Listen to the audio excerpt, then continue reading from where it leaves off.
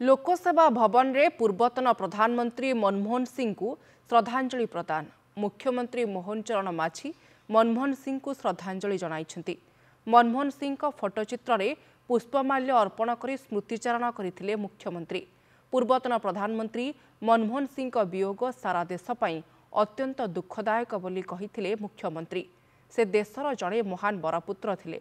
अर्थनीति क्षेत्र में सारा विश्व में सुपरिचित थिले मनमोहन सिंह। प्रधानमंत्री भावे देश को से बहुत आगो को नहीं जाइथिले। तांको शांत स्वभाव राजनीति रे तांको स्वतंत्र करी रखिथिला। महाप्रभु तांकर अमर आत्मा को सद्गति प्रदान करंतु बोली कहिसंती मुख्यमंत्री। डॉक्टर मनमोहन सिंह वियोग अत्यंत दुखदायक। देशर जने महान बरपुत्र थिले। अर्थनीति क्षेत्र में तांकर ज्ञान और दक्षता पाई से सारा विश्व में सम्मानर अधिकारी हो पारिथिले। भद्रता साधुता एवं अमायिक स्वभाव तांको पाई राजनीति क्षेत्र में एक भिन्न परिचय सृष्टि करि पारिथिला। एवं महाप्रभु श्री जगन्नाथଙ୍କ निकटरे प्रार्थना करुछि से तांकर अमर आत्मार सद्गति हेबा सहित